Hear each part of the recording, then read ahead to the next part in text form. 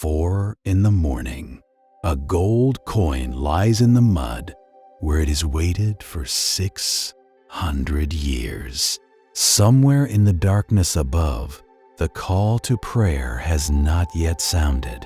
The coin remembers when different prayers filled this air, when a different empire commanded these fields. This was the center of the world once. 200,000 souls, 90,000 buildings, 400 miles of canals threading through a single urban landscape, a city that eclipsed London and Paris combined, a capital that controlled 14,000 islands and commanded trade routes from China to Madagascar. And then it vanished. The Majapahit Empire ruled the Indonesian archipelago for 2 centuries, from 1323 to 1527. An empire built on spices and ships and a revolution in rice. An empire that invented a form of government so sophisticated it would influence Southeast Asian politics for the next 500 years. An empire whose very name became synonymous with Golden Age and lost greatness in Indonesian memory. But here is the mystery. For an empire that lasted longer than Rome's Principate, that administered a territory larger than medieval Europe, that left its cultural fingerprints on 100 million people, it left almost nothing behind. No stone walls survive, no marble temples, no golden palaces.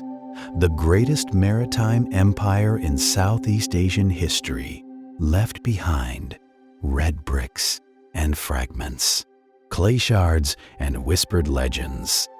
A civilization that commanded the seas vanished so completely that for centuries, scholars debated whether it had existed at all. Was Majapahit myth? Or did something happen here so catastrophic it erased one of Asia's superpowers from the physical record? Tonight, we piece together the fragments, the archaeological evidence, the contemporary accounts from Chinese admirals and Moroccan travelers, the indigenous chronicles, copied and recopied until the words themselves became uncertain. We will reconstruct a world. We will watch an empire rise from volcanic soil and monsoon rains. We will stand in markets that no longer exist, walk streets buried under rice fields, witness political genius and devastating collapse. This is a story about what happens when a civilization gets everything right. When geography and timing and human brilliance align. When rice production explodes and trade routes open, and administrative genius creates something unprecedented. And then, for reasons we still debate, it all unravels. But we begin 600 years before the end, before there was a Majapahit, before these islands were united. We begin with an older kingdom and a younger one, with a betrayal that would change everything. Chapter 1. The Wound That Birthed an Empire. 1292. The year the Mongols came. King Kertanegara of Singasari, the most powerful ruler in Java, made a decision that would echo through centuries when Kublai Khan's envoys arrived, demanding submission, demanding tribute, demanding that Singhasari acknowledge Mongol supremacy. Kertanegara did something unthinkable. He branded them, not figuratively, literally, hot iron pressed to flesh. The ultimate humiliation, the absolute rejection of Mongol authority. The envoys were sent back to Kublai Khan, scarred and enraged, Perhaps Kertanegara believed Java was too distant from Mongol vengeance. Perhaps he thought the monsoon seas would protect him. Perhaps he understood exactly what he was doing and simply refused to bow. We will never know, because before the Mongols could respond, Kertanegara was dead. A rival king named Jayakatwang saw opportunity. While Kertanegara was distracted by the Mongol insult, while his attention was fixed on the threat from China, Jayakatwang struck from within Java itself. Singhasari fell in a single night of blood and fire. Kertanegara died fighting or fleeing. The sources disagree. His kingdom collapsed. His dynasty ended. Everything he had built was torn apart by a man who had been his vassal just months before. But Kertanegara had a son-in-law, a prince named Raden Vijaya, a man who would prove far more dangerous than his father-in-law had ever been. Vijaya fled with a handful of loyal followers. Jayakatwang declared himself king of the ashes. And then the Mongols arrived. 1,000 ships, 20,000 warriors, an invasion force that had conquered kingdoms from Korea to Persia. Kublai Khan had not forgotten the insult. The branded envoys, the defiant Javanese king. But that king was already dead. The Mongols came looking for revenge against a ghost. They found instead an island in chaos, a usurper on a stolen throne, and a prince in hiding who understood opportunity when it arrived. Vijaya made contact with the Mongol commanders. He told them he was Kertanegara's loyal son-in-law, that Jayakatwang was the real enemy, that he would guide the Mongols to the usurper's capital if they would help him reclaim his rightful inheritance. The Mongols agreed. Why not? They had come to punish Java. Any Javanese king would do. Together, the Mongols and Vijaya marched inland. Together they besieged Jayakatwang's stronghold. Together they brought down the usurper's brief reign. The Mongols were efficient and brutal. Jayakatwang's forces crumbled. And then Vijaya made his move. He invited the Mongol commanders to a victory feast. They came expecting celebration and tribute. They found an ambush. Vijaya's forces, secretly assembled, carefully positioned, attacked the Mongols at their moment of triumph. Caught celebrating, separated from their main army, surprised by the very ally who had led them to victory. The Battle of Trowulan, a turning point disguised as a betrayal. The surviving Mongols fled to their ships. They abandoned Java in confusion and rage. 20,000 warriors reduced to a retreating fleet, the greatest military machine in the world, beaten not in open battle but through deception and timing. Kublai Khan would never mount another expedition to Java. The distance was too great, the cost too high, and the lesson too clear. Java could not be conquered by outsiders. Vijaya had won everything. He had destroyed his rivals. He had driven off the Mongols. He stood alone on a field of ashes, with no challenger remaining. And so he founded his capital where the victory had occurred. Trowulan, the place of the great battle, the place where an empire would rise. 1393, year zero of the Majapahit Empire. Raden Vijaya took a throne name, Kurtarajasa Jayawardhana, the victory king who increases wealth. Not subtle, but accurate. He had learned from the collapse of Singhasari. A kingdom built on a single stronghold could be overthrown in a single night. But a kingdom built on networks, on canals and trade routes and carefully managed alliances, that kingdom could endure. Majapahit would not be a fortress, it would be a system. And so the digging began. Canals to control water, canals to move rice, canals to transport goods, canals to define districts and defend against enemies. 400 miles of interconnected waterways carved into the volcanic soil of East Java. But canals alone do not make an empire. Vijaya needed more than engineering. He needed ideology. He needed a story that would bind a fractured island together.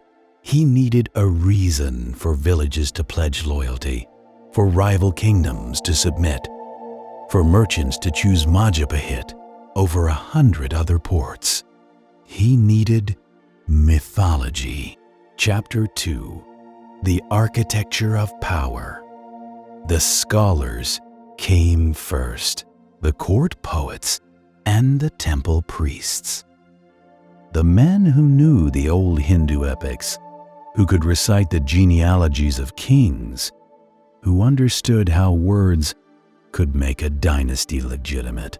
They composed the Nagara Kartagama, the description of the royal capital, a poem of 98 cantos describing Majapahit's glory in elaborate Sanskrit-derived verse. But more than poetry, it was a political document, a claim of divine authority, a map of power. The text declared that Vijaya was not simply a victorious warrior. He was the rightful heir to every kingdom that had ever ruled Java, through his wife, through adoption, through spiritual succession, through cosmic alignment. The scholars traced lines of legitimacy back through centuries. Majapahit was not a new kingdom. It was the culmination of an ancient destiny. But words alone could not hold an empire. Vijaya needed monuments, physical proof of divine favor, temples that would dwarf anything built before in Java. The architects designed structures that blended Hindu tradition with Javanese innovation. Red brick became the signature material, cheaper than stone, faster to produce, perfectly suited to volcanic soil. But the quality of craftsmanship rivaled any stone temple in India.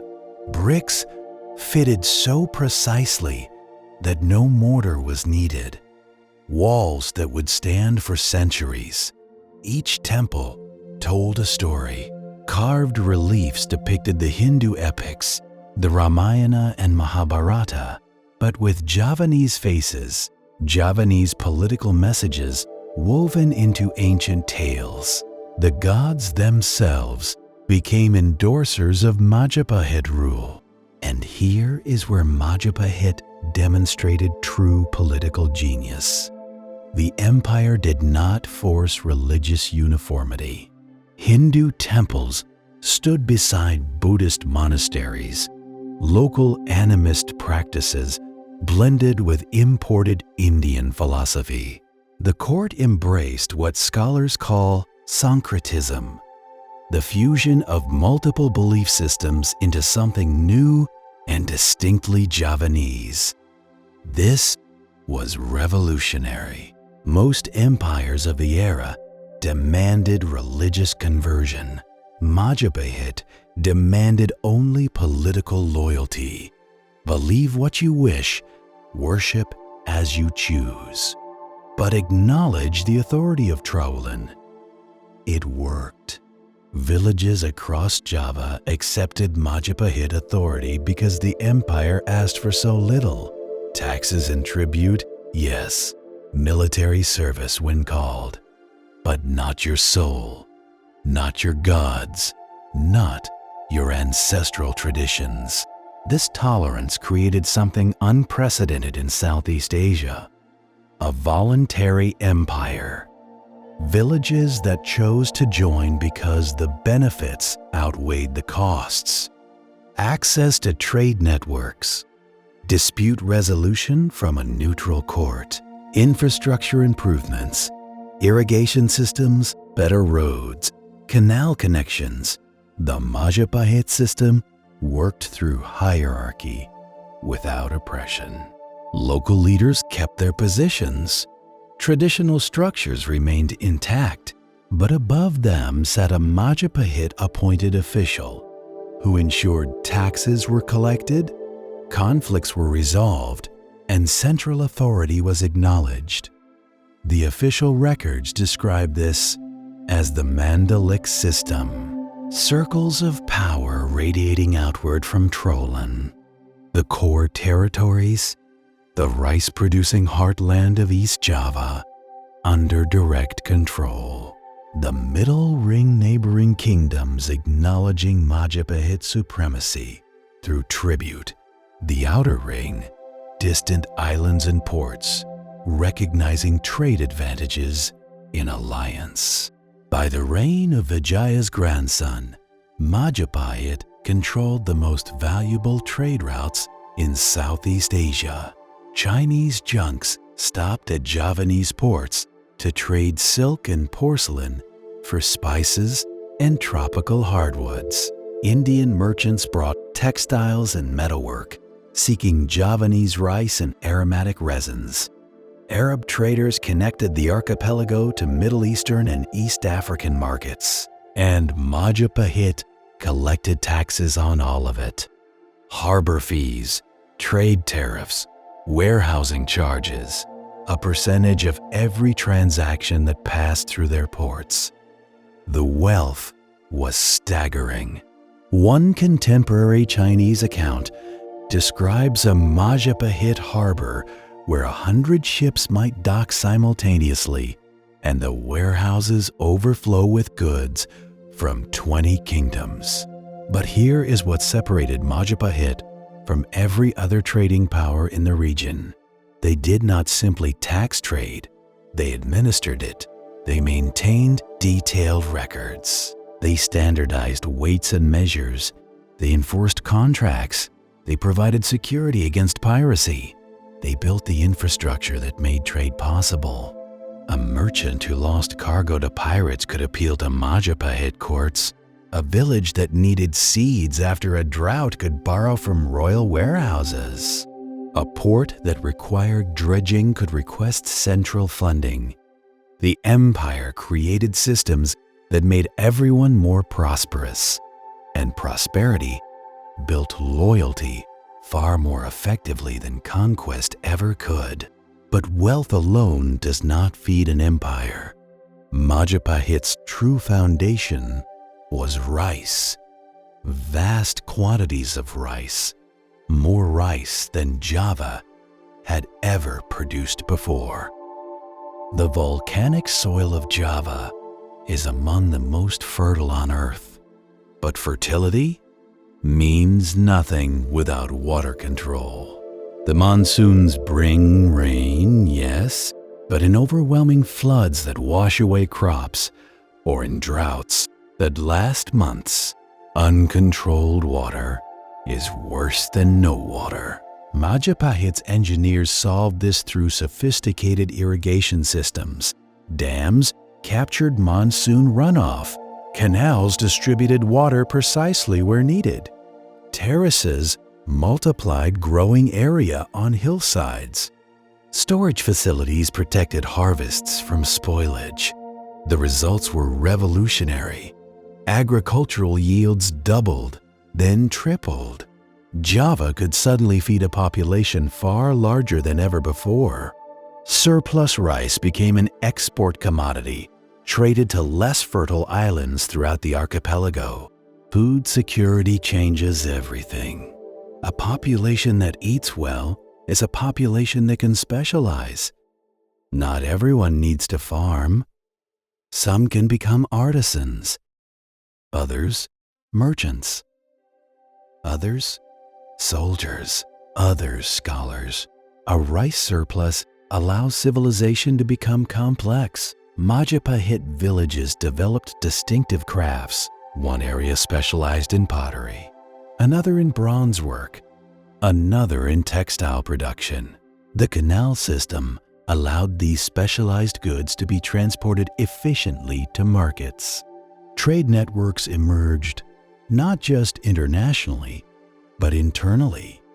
Island-wide commerce that made every region more prosperous. The empire invested surplus rice wealth back into infrastructure. More canals, better roads, larger temples. Each investment increased economic capacity, which generated more surplus, which funded more investment. A cycle of prosperity that seemed endless. The archaeological evidence from Troelen suggests a population approaching 200,000 in the city proper, perhaps another million in the surrounding agricultural hinterland. These are numbers comparable to any city in medieval Europe or Song Dynasty China. But Troelen left no stone walls, no surviving palaces. Almost everything was built in materials that degraded: brick, wood, bamboo, thatch. The tropical climate is merciless. Termites consume wood in decades. Roots tear apart brick in centuries. Rain and humidity dissolve everything not constantly maintained. What survives are fragments. Scattered temple ruins, canal systems still visible as depressions in rice fields, clay pottery shards by the millions, bronze artifacts that managed to escape looters, and the written accounts, Javanese, Chinese, Indian, Arabic, that describe a city of impossible splendor. 1350, the absolute peak of Majapahit power. The year the Nagara Kartagama was completed, documenting an empire that stretched from Sumatra to New Guinea, from the Malay Peninsula to Timor. 98 vassal kingdoms acknowledged Majapahit authority. The Chinese emperor addressed the Majapahit king as an equal. No rival threatened. No invasion seemed possible. The court chroniclers described the king's palace as brilliant as the sun, adorned with gold and jewels beyond counting, surrounded by gardens where 1,000 flowers bloomed eternally. Hyperbole, certainly, but based in reality, the empire's wealth was genuine. Its power unmistakable, its achievements undeniable. And yet, even at this moment of absolute triumph, the forces that would destroy Majapahit were already in motion. Not external armies, not natural disasters, something more insidious, more inevitable. Success itself would become the empire's undoing. Chapter 3. The Court of Gajah Mada. His name was Gajah Mada, Elephant General, a common-born soldier who would rise to become the most powerful figure in Majapahit history, the architect of the empire's greatest expansion, and perhaps, though this remains debated, the catalyst for its eventual collapse. He appeared in the historical record suddenly during a court crisis in 1333, a rebellion within the palace, a conspiracy to overthrow the young king. Most of the royal guard fled or switched sides. The king's life hung by a thread. Gajah Mada, then merely a junior officer, rallied a small force of loyalists. He held the palace gates. He bought time. He personally led the counterattack that broke the rebellion. By dawn, the conspirators were dead or captured. The king was saved, and Gajah Mada's career trajectory had changed forever. The king made him Pati, Prime Minister, the highest non-royal position in the empire, an unprecedented elevation for a man of common birth. But the young king understood what the nobility often forgot. Competence matters more than bloodlines in moments of crisis. Gajah Mada accepted the position with a vow, the Sumpah Palapa, the oath of surrender. He swore he would not taste the fruit of the palapa tree, a delicacy reserved for celebrations, until he had conquered and united every kingdom of the archipelago under Majapahit authority. This was not a defensive policy. This was a declaration of imperial ambition. The existing system, the voluntary Mandalic circles of influence, was no longer enough. Gajah Mada envisioned something grander, complete political unity. Every island, every kingdom, one empire. The campaigns began methodically. Gajah Mada selected targets carefully. First, the nearby kingdoms, those close enough to threaten Majapahit, but too small to resist effectively. Swift military victories, followed by generous terms of surrender. Villages that submitted peacefully kept their leaders and their autonomy. Those that resisted were conquered and their territories absorbed directly. Then the larger kingdoms. Bali fell in 1343 after a brief war.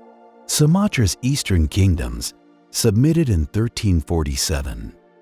The Malay Peninsula kingdoms acknowledged Majapahit authority by 1350. Sulawesi, Kalimantan, the Moluccas, one by one, through conquest or negotiation, they entered the empire. Gajah Mada's military genius was not in battlefield tactics, but in strategic calculation. He understood that sustainable conquest required more than victory. It required making surrender attractive, making resistance costly, but cooperation rewarding. The conquered kingdoms discovered that Majapahit rule was not as terrible as feared. Yes, they paid taxes. Yes, they provided soldiers when required. But their daily life changed little. Their rulers often remained in place as Majapahit appointed governors. Their customs and beliefs were respected. Trade actually improved because Majapahit protected shipping routes from pirates. Within a generation, many conquered territories considered themselves genuinely Majapahit, not occupied, not oppressed, but part of something larger and more prosperous than they had been independently. This was Gajah Mada's true genius. He built an empire that people wanted to join. By 1355, the empire stretched across 14,000 islands, from the northern tip of Sumatra to the western edge of New Guinea, a maritime territory larger than medieval Europe. A population exceeding 8 million people speaking hundreds of languages, practicing dozens of religions, maintaining countless local traditions, all unified under Majapahit administration. The empire's bureaucracy rivaled anything in China. Tax records were maintained meticulously. Trade disputes were resolved through established courts. Infrastructure projects were planned centrally and funded through the treasury. Roads were maintained. Harbors were dredged. Irrigation systems were expanded continuously. This was not the crude tribute system of earlier Southeast Asian kingdoms.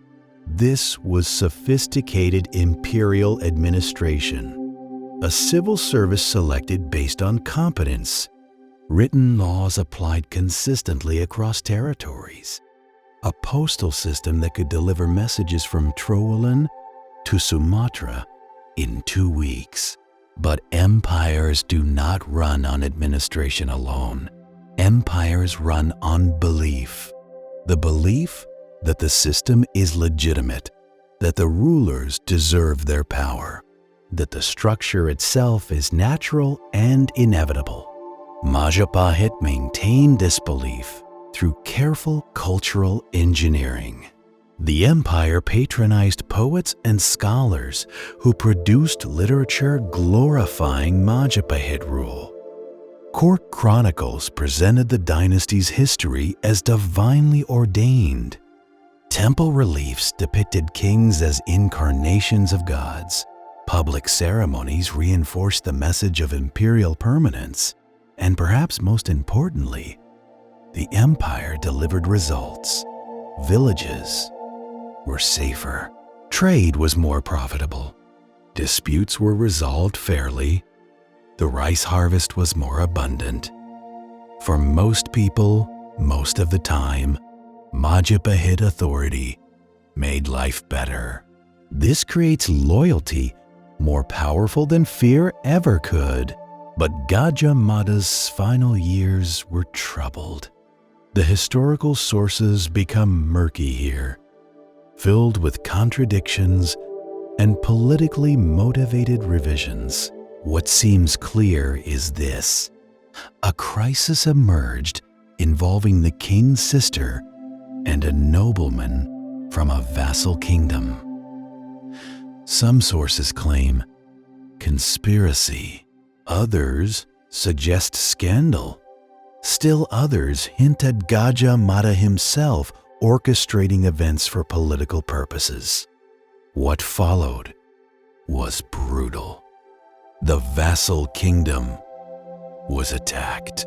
Its leadership was executed or exiled. Hundreds died. Thousands were displaced, and questions emerged about whether Gajah Mada had acted with the king's authority or exceeded it. The young king, now grown and assertive, was furious. Whether at Gajah Mada's actions or at his own impotence, while his prime minister wielded real power, the sources disagree. A rift opened between the two men who had built the empire together. Gajah Mada died in 1364. The circumstances are unclear. Some sources say natural causes. Others hint at poisoning. Still others suggest suicide.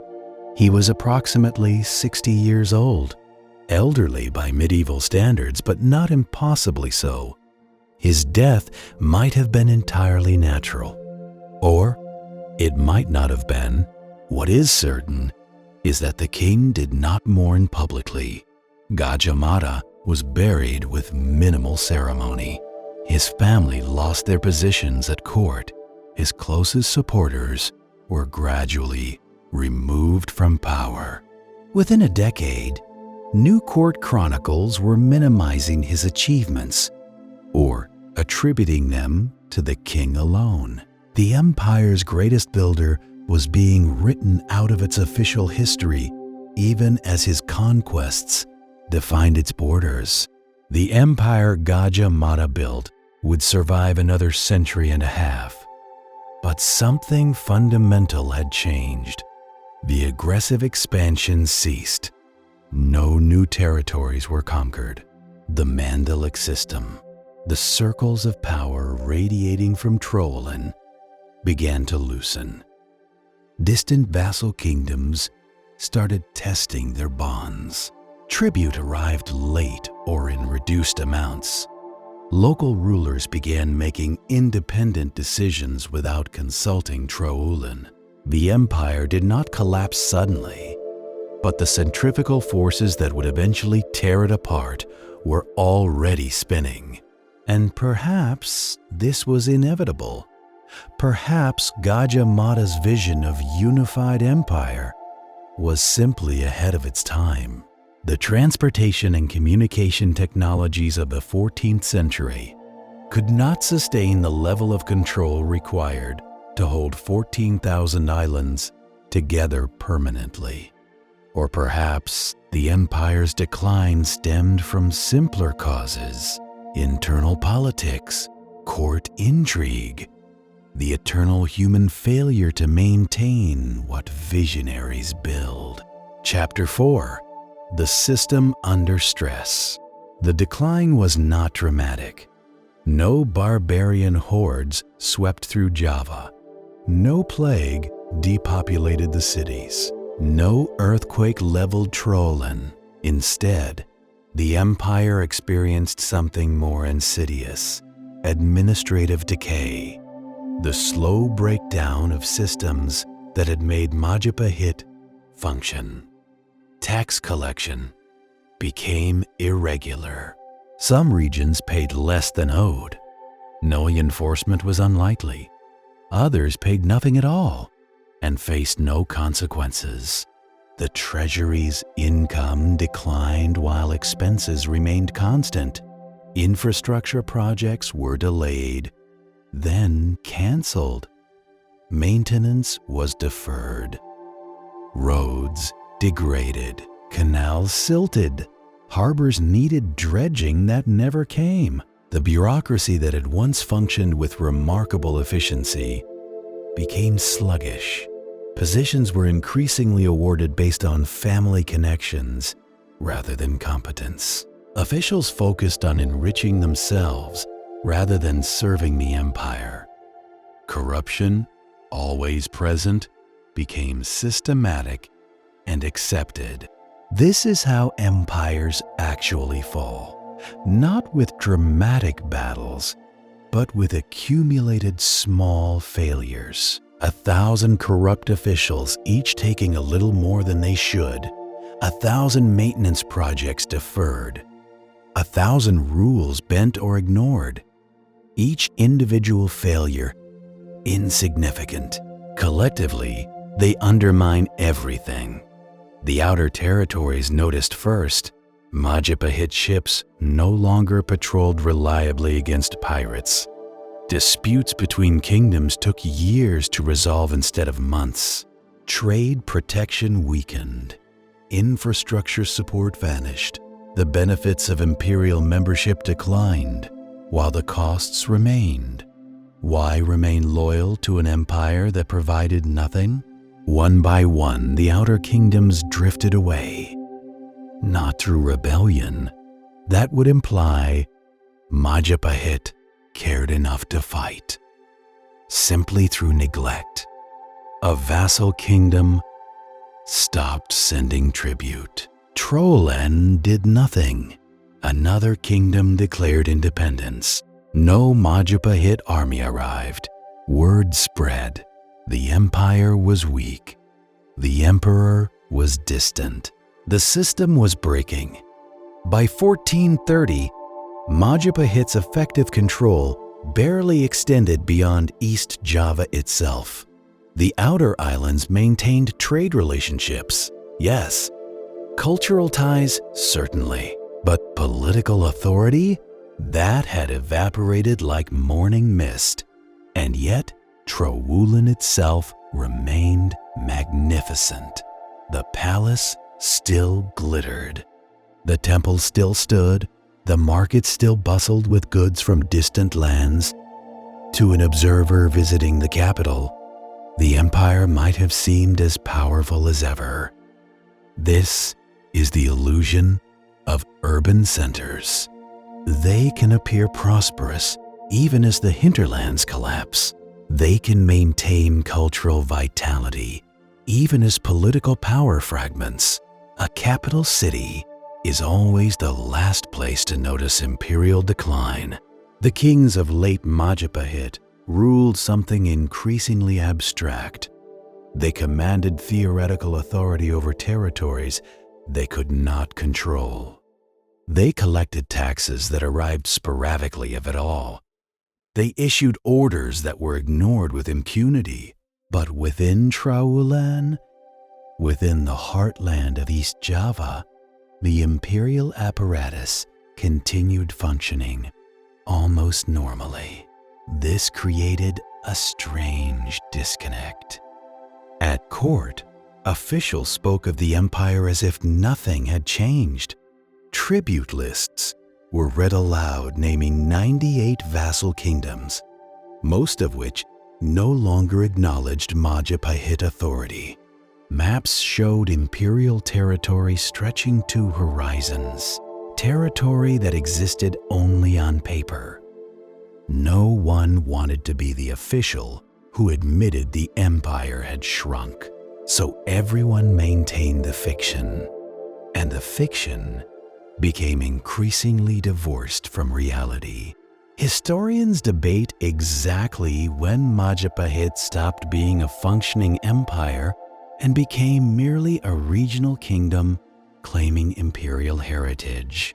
There was no single moment, no dramatic declaration, just a gradual contraction, a slow retreat to core territories, a quiet acceptance that the golden age had passed. By 1470, Majapahit's effective control extended perhaps 100 miles from Trowulan. Everything else was memory and nostalgia. The empire that had united 14,000 islands now ruled one small portion of one large island. And yet, even in contraction, even in decline, Majapahit maintained something important. Cultural authority. The empire might have lost political power, but it remained the center of Javanese civilization, the source of legitimate rulership, the standard against which all other kingdoms measured themselves. This would prove surprisingly durable. More durable than military power, more lasting than political control. Chapter 5. The New World arrives. While Majapahit contracted, something new was spreading through the archipelago. Not an army, not a kingdom, a religion. Islam had arrived in Southeast Asia. It came peacefully, carried by Arab and Indian merchants who had been trading with the islands for centuries. Muslim traders married local women. Their children were raised in mixed traditions. Coastal communities found that converting to Islam opened new trade networks, connections to the vast Islamic world stretching from Spain to China. The religion offered something appealing, a universal faith that transcended local kingdoms, a legal system that could resolve disputes between communities, a written tradition that brought prestige. And perhaps most importantly, Islam was not associated with the declining Majapahit court.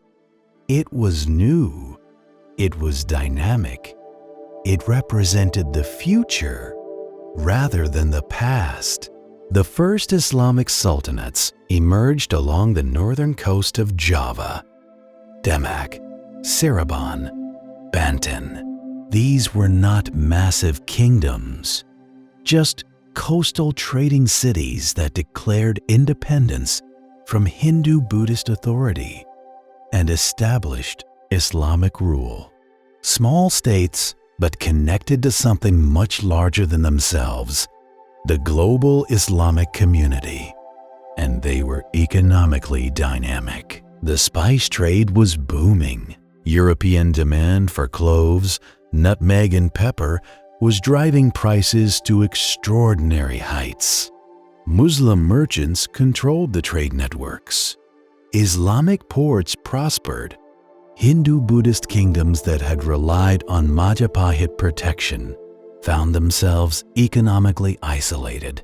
Conversion became not just spiritually appealing, but economically necessary. Kingdom after kingdom in coastal regions accepted Islam.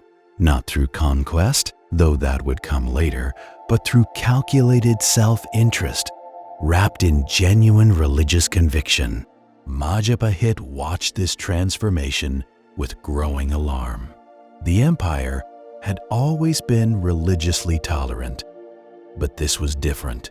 This was not simply another faith coexisting peacefully.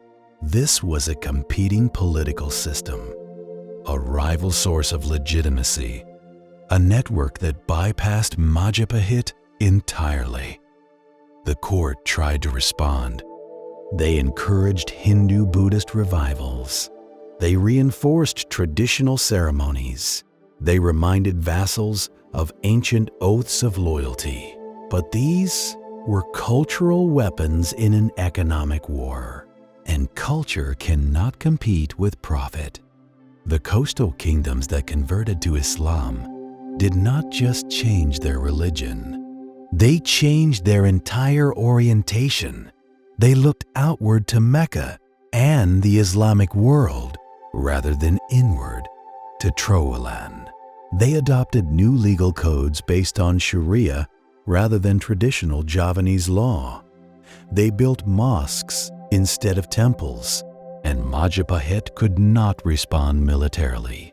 The empire that once fielded armies capable of conquering Bali and Sumatra could barely maintain order in East Java.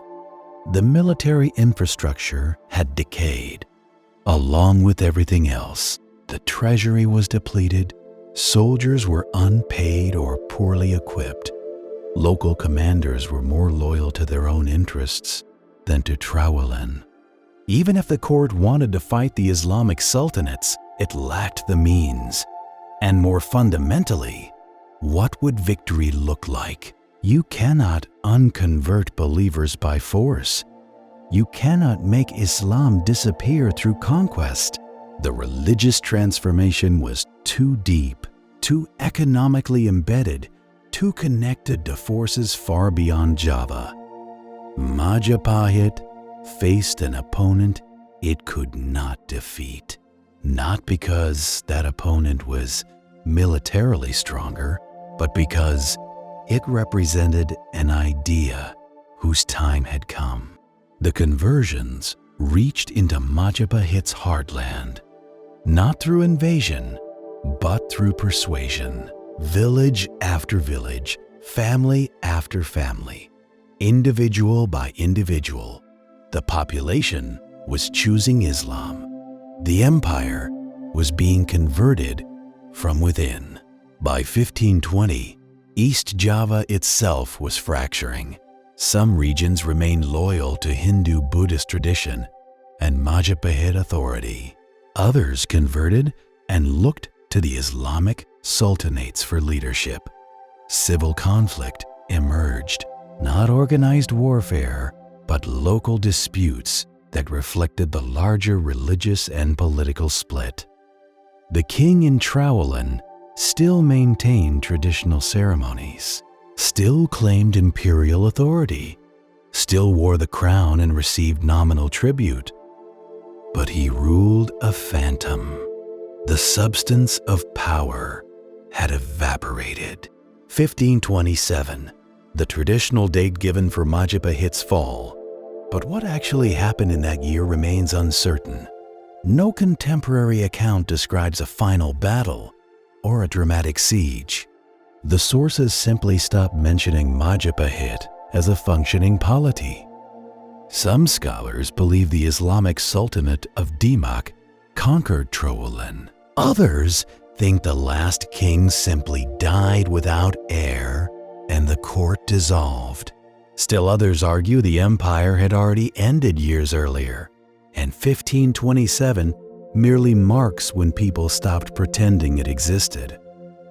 Perhaps the truth is all of these. Perhaps Majapahit experienced multiple endings. The end of effective power, the end of cultural authority, the end of political legitimacy, the end of royal succession, each a separate death, until finally, even the memory of empire faded. The population scattered. Some fled to remaining Hindu-Buddhist kingdoms in Bali, carrying their traditions and texts and memories. Others converted to Islam and joined the new sultanates. Still others simply remained as farmers in what had been the capital, living in small villages scattered across rice fields that covered the ruins. Within a generation, Trowulan was barely recognizable as a former imperial capital. The wooden buildings had rotted or been dismantled for materials. The brick structures were quarried for new construction elsewhere. The canals silted or were redirected for irrigation. The grand boulevards vanished under rice paddies. A city that had rivaled any in medieval Asia disappeared so completely that by the 17th century, European visitors did not believe it had ever existed. They dismissed the few visible ruins as exaggerated local legends. The archaeological evidence was simply too scattered, too degraded, too unlike their expectations of what an imperial capital should look like. But Majapahit did not die entirely. It survived in Bali, where Hindu-Buddhist traditions continued. It survived in court chronicles, copied and recopied across generations. It survived in the Javanese language, which retained words and concepts from the imperial period. It survived in architectural forms and artistic styles that influenced building for centuries. Most importantly, it survived in memory. In the Javanese imagination, Majapahit became the lost golden age, the time when Java was unified and powerful, when culture flourished and prosperity was universal, when the archipelago spoke with one voice. This memory would prove remarkably powerful, more powerful than the empire itself, because memories can be shaped to serve present needs in ways physical empires cannot. Chapter 6: Ghosts in the Rice Fields. By the mid-17th century, Europeans had established permanent presence in the archipelago. The Portuguese first, then the Dutch, then the British. They came for spices, cloves and nutmeg and pepper that were worth more than gold in European markets. They built trading posts, established treaties with local sultanates, and gradually transformed from merchants into colonizers. To these Europeans, Majapahit was mythology. Local rulers sometimes claimed descent from the empire, but the Dutch dismissed these claims as primitive genealogical fantasies. Where were the stone monuments, the surviving palaces, the written records? Without European-style evidence, Majapahit might as well have been Atlantis. The Europeans could not imagine an empire that built in materials that degraded, an empire that valued wood and brick over stone, an empire whose greatest monuments were not buildings but systems, irrigation networks, administrative codes. These left no ruins that impressed colonial observers, and so Majapahit remained forgotten, not just by Europeans, but increasingly by Javanese themselves.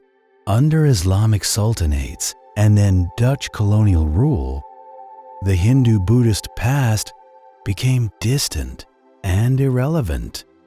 Why remember an empire when remembering might invite unwelcome questions about present authority?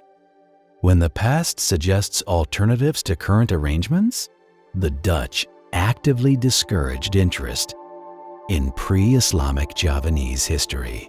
They preferred their subjects to think of themselves as primitive peoples who needed European guidance.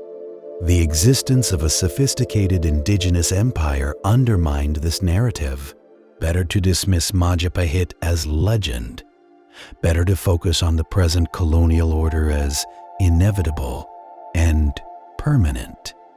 But memory persists in unexpected places, in village stories, in temple dances preserved in Bali, in the layout of fields that still followed medieval canal systems, in words and customs whose origins people had forgotten, but whose existence testified to something older. The stories the old people told were garbled and confused. Majapahit became mixed with earlier kingdoms, with legends, with myths. Facts blurred into fantasy. Historical figures became magical beings. The chronology dissolved into timeless, long ago. But the emotional core remained. The memory that Java had once been united, that a golden age had existed, that the scattered, colonized present was not how things had always been or how they had to be.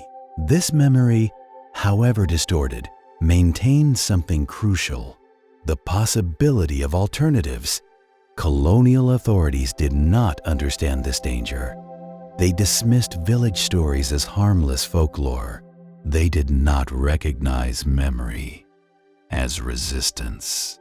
But maintaining the idea that Java had once been sovereign, unified, powerful, this preserved the conceptual possibility of sovereignty, unity, and power being restored. In the early 20th century, Dutch scholars finally began serious archaeological investigation of Trowelin. They were astonished. The site was enormous, spreading across more than 40 square miles. The density of artifacts was extraordinary. Millions of pottery shards, bronze items, carved stones, architectural fragments. The canal systems were sophisticated and extensive. The evidence pointed to a major urban center. The scholars had to revise their assumptions. Majapahit had not been myth.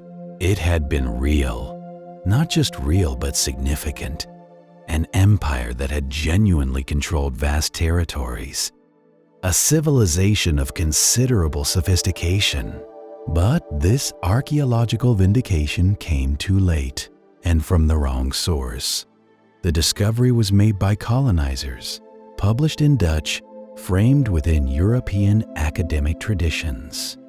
The knowledge produced served colonial interests, demonstrating Dutch scientific superiority even while revealing indigenous achievement. Indonesian nationalists seized on Majapahit with enthusiasm.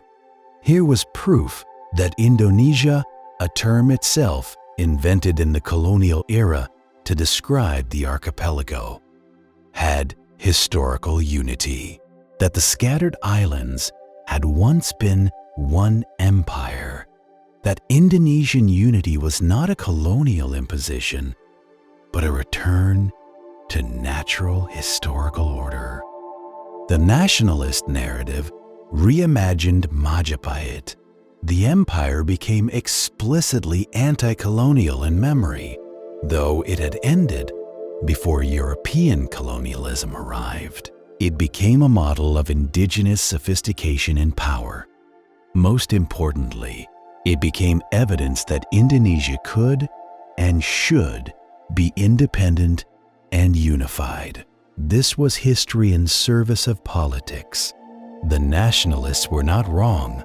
Majapahit had existed and had unified much of the archipelago, but they simplified. They ignored the empire's own imperialism. They overlooked how many kingdoms had resisted Majapahit. They forgot that the empire had been built through conquest as well as cooperation. August 17, 1945, Indonesian independence declared. 3.5 centuries of colonial rule, Portuguese, Dutch, briefly Japanese, ended officially. The reality was messier. 4 more years of revolutionary war before the Dutch finally accepted Indonesian sovereignty. But the declaration itself invoked history. It claimed Indonesia's right to independence, based partly on historical precedent. On Majapahit, the new nation adopted Bhinneka Tunggal Ika as its motto, unity in diversity. These words came from a 14th century Majapahit court poem. The empire's philosophy of tolerating diversity while maintaining political unity became independent Indonesia's founding principle. This was selective memory. Majapahit had been a Hindu-Buddhist empire. Modern Indonesia was predominantly Muslim. Majapahit had been Javanese-dominated. Modern Indonesia included hundreds of ethnic groups. Majapahit had been an empire imposed through conquest. Modern Indonesia claimed to be a voluntary republic, but symbols need not be historically precise to be politically powerful. In modern Indonesia, Majapahit is taught as national history.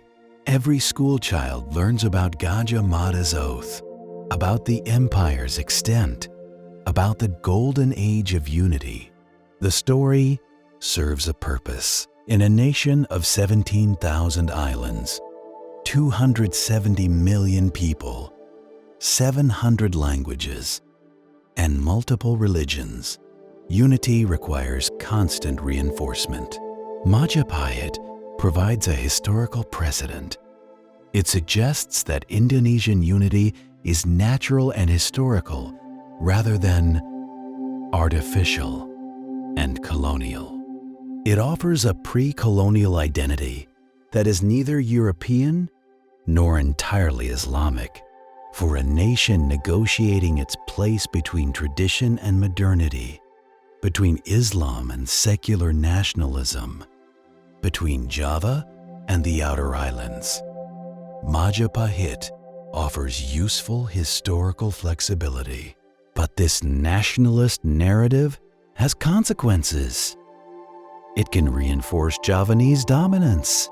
After all, Majapahit was a Javanese empire.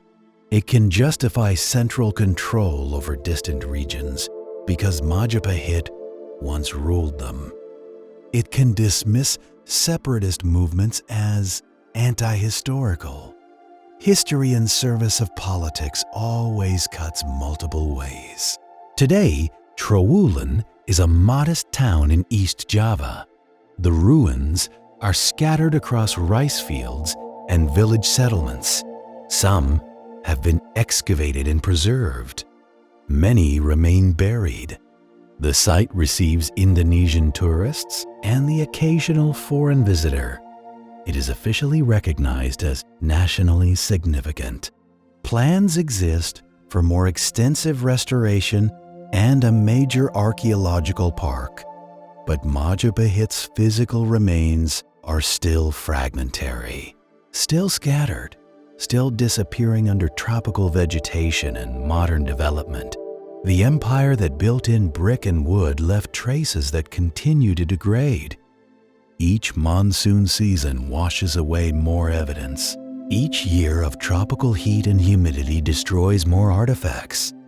Archaeologists race against time and nature. They excavate what they can with limited funding. They catalog millions of pottery shards. They map canal systems using satellite imagery. They reconstruct the empire from fragments, but perhaps the fragments are appropriate. Perhaps an empire that ruled through flexible networks rather than rigid control, that valued administrative systems over monumental architecture, that created unity while preserving diversity. Perhaps such an empire should leave scattered rather than solid remains. Perhaps Majapahit's greatest monument was never meant to be physical. Chapter 7. What the Ruins Remember. The archaeologists who work at Trowulan today are mostly Indonesian. This matters. For centuries, foreigners, first colonial Dutch, then various international teams, studied and interpreted Majapahit. The empire became an object of external academic curiosity rather than internal cultural identity. But now, Indonesian scholars excavate their own past. They frame their own questions. They determine what aspects of Majapahit matter to contemporary Indonesia rather than to Western academic debates. The research agenda has shifted from what was this exotic civilization to what does this heritage mean for us? They have discovered things that earlier scholars missed or dismissed. Evidence of extensive international trade networks reaching far beyond what Dutch archaeologists believed possible. Sophisticated water management systems that revised understanding of medieval engineering. Literary texts that revealed philosophical complexity. Administrative records showing bureaucratic sophistication. Each pottery shard tells a story. Chemical analysis reveals where clay was sourced, sometimes from hundreds of miles away, suggesting complex distribution networks. Decorative patterns connect to trade routes, Chinese influences mixing with Indian motifs and local innovations. Manufacturing techniques show specialized production centers supplying the entire empire. From millions of broken ceramics, archaeologists reconstruct economic systems. They map trade routes. They identify workshop locations. They date occupation layers. They reveal how the empire actually functioned at the ground level, not through court chronicles that glorify kings, but through the material evidence of daily life. And what emerges is more impressive than court propaganda ever suggested. Majapahit was not just politically unified, it was economically integrated. Standardized ceramic types appear across the entire archipelago. Bronze coins from Trowulan are found on distant islands. The same architectural techniques show up in regions separated by thousands of miles of ocean. This required more than conquest. It required systems, infrastructure, administration, shared standards, economic interdependence, the kind of integration that cannot be imposed by force alone. Some Majapahit infrastructure still functions. Canal systems built in the 14th century still irrigate rice fields. Engineers survey them with modern tools and discover sophisticated gradient calculations and water distribution designs. The medieval builders understood hydrology at a level that impresses contemporary civil engineers. Farmers still plant rice using patterns established 600 years ago. They still follow seasonal rhythms that the empire codified. They still negotiate water rights through systems that trace back to Majapahit administration. The empire left legal and agricultural frameworks that survived its political collapse.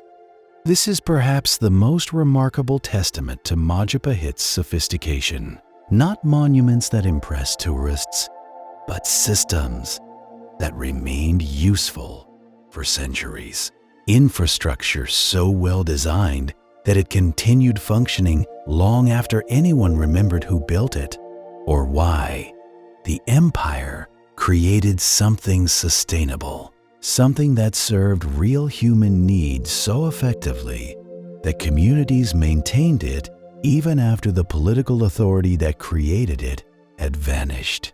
This suggests a level of engineering and planning that goes beyond mere imperial ambition. Majapahit lives most vibrantly not in ruins, but in culture. Javanese dance still performs movements codified in the imperial court. Gamelan music, the bronze orchestras that accompany traditional performance, traces directly to Majapahit innovations. Shadow puppet theater tells stories that blend Hindu epics with Javanese history, including tales of Gajah Mada and Majapahit glory. The language retains words from the empire. Formal Javanese speech includes elaborate honorifics and courtly forms that developed during the Majapahit period. The literature, both written and oral, draws on narrative traditions established in imperial court circles. Even Indonesian cuisine shows Majapahit influence. The spice combinations, the cooking techniques, the ceremonial dishes served at important occasions, these carry forward culinary traditions that flourished in the empire's cosmopolitan markets. This is cultural persistence, aspects of daily life that survived because they were useful, or beautiful, or meaningful, regardless of political changes.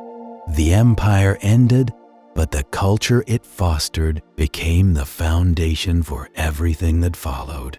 Perhaps Majapahit's greatest legacy is religious tolerance itself.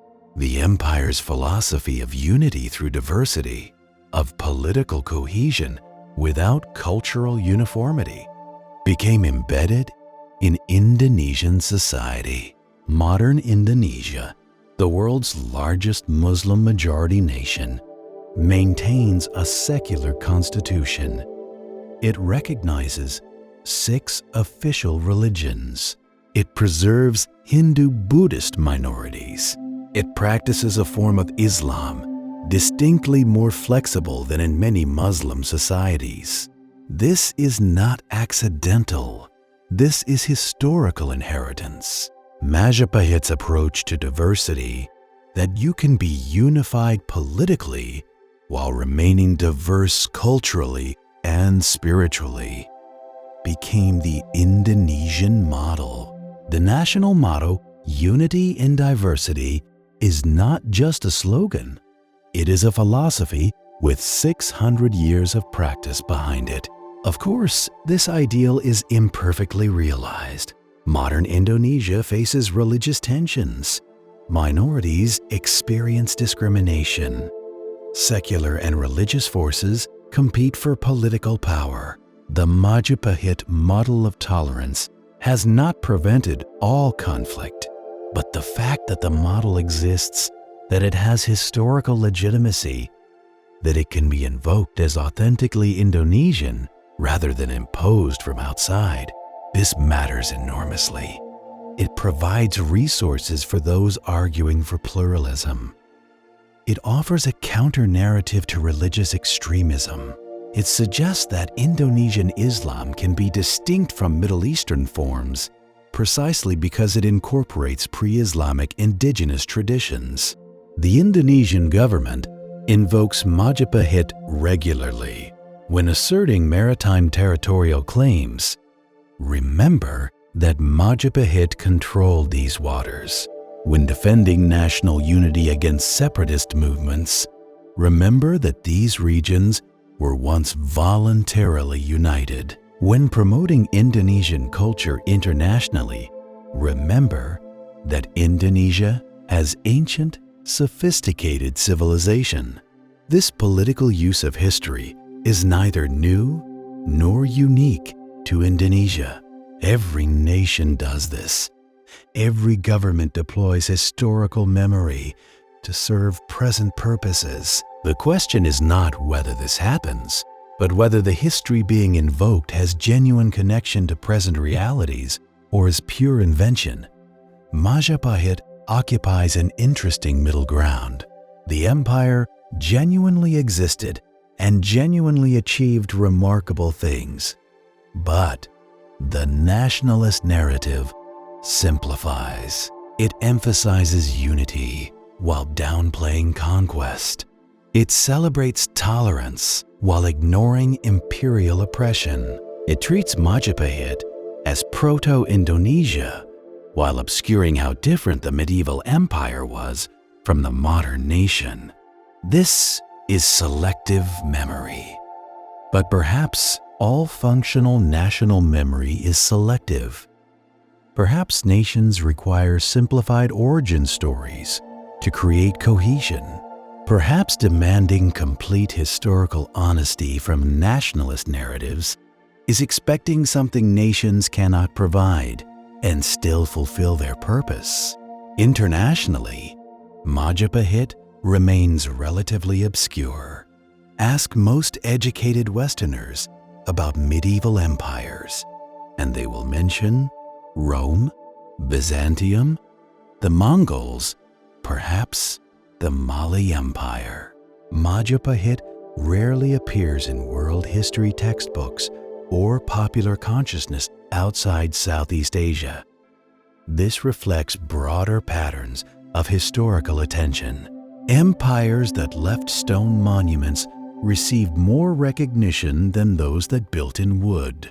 Civilizations whose records survived in languages Western scholars learned receive more study than those whose texts remain inaccessible. Regions colonized by literate European powers whose archives preserved information receive more scholarly attention than regions where colonial documentation was sparse. But this is changing. Southeast Asian history is receiving increased scholarly attention. Indonesian studies are expanding. Majapahit is being integrated into comparative empire studies. Scholars are recognizing that understanding medieval globalization requires including Southeast Asian maritime networks that Majapahit dominated. The empire is finally being appreciated on its own terms rather than as a curiosity at the margins of real history centered on Europe and China. For young Indonesians today, Majapahit exists in multiple registers simultaneously. It is official history taught in schools, often boring, overly simplified, nationalistic. It is cultural heritage encountered in temple visits, dance performances, museum exhibits. It is political symbol invoked by governments. It is archaeological mystery revealed through social media posts showing excavation discoveries. It is family history for those who trace ancestry to Majapahit regions. It is fantasy setting for video games and novels. Each generation reinterprets the empire through contemporary concerns. Today's young Indonesians might emphasize Majapahit's maritime power as precedent for modern Indonesian naval development, or its international trade networks as model for contemporary global engagement, or its religious tolerance as argument against rising religious extremism, or its environmental engineering as inspiration for climate adaptation. The empire becomes whatever each generation needs it to be. This is how historical memory works. The past is continuously reinterpreted through the present, and the reinterpretations themselves become part of the historical record for future scholars to study. What do we learn from Majapahit? What does this empire, this collection of fragmentary ruins and contested memories, teach about power and civilization and human achievement? Perhaps this, that empires are always temporary, that political structures rise and fall according to their usefulness, that military conquest creates less durable unity than economic integration and cultural respect, that tolerance of diversity can be a source of strength rather than weakness, that sophisticated civilization can exist without the stone monuments that usually define it for historians. But also this, that memory is more durable than monuments, that cultures persist beyond the political structures that shape them, that systems designed to serve human needs outlive the governments that created them, that even fragmentary evidence can tell profound stories if we learn to read it properly. Majapahit left no pyramids, no Colosseum, no Great Wall. It left canals that still irrigate fields, legal concepts that still structure communities, cultural forms that still move audiences, philosophical principles that still guide nations, a memory of unity that still inspires political imagination. Perhaps these are greater achievements than monuments. The night settles over the ruins of Troelen. The rice fields that cover the ancient capital fall silent except for the sounds of nocturnal life, insects, frogs, the rustle of wind through palm fronds. Somewhere beneath the earth, beneath 600 years of accumulated soil and vegetation, lie the foundations of an empire. The artifacts sleep in museum storage. The documents rest in archives. The stories wait in memories. The systems continue functioning without acknowledgement of their origin. The culture persists, transformed but recognizable. And above it all, the same stars that witnessed Majapahit's rise and fall continue their eternal rotation. Empires come and go. Cities rise and are reclaimed by jungle. Dynasties flourish and fade, but the patterns continue. The human impulse to build, to organize, to create unity from diversity, to leave something lasting, this continues. Perhaps that is Majapahit's final lesson. Not that empires endure, but that what empires represent endures. The desire for order and meaning. The dream of unity without uniformity. The hope that human ingenuity can create systems that serve human flourishing. These impulses built Majapahit. These same impulses build nations today and will build whatever comes after. Nations fade into history as empires have. The story sleeps, but the dreaming continues. And perhaps as the stars wheel overhead and the night deepens, as consciousness drifts toward that borderland between waking and sleeping, we can imagine them still. The merchants in their markets, the farmers in their fields, the scholars in their libraries, the builders with their bricks, the dreaming of empire, the making of civilization, the endless human work of building something larger than ourselves, something that might endure, something that might matter, even knowing, as they must have known, that nothing lasts forever, even knowing that someday all our works will be ruins in rice fields, even knowing that memory itself fades and transforms. Still, they built. Still, they dreamed. Still, they believed it mattered. And in their building, in their dreaming, in their believing, they were right. It did matter. It still matters. The fragments remain. The memory persists. The dream continues. And so the night settles, and the stars turn, and the story rests, and perhaps so should we.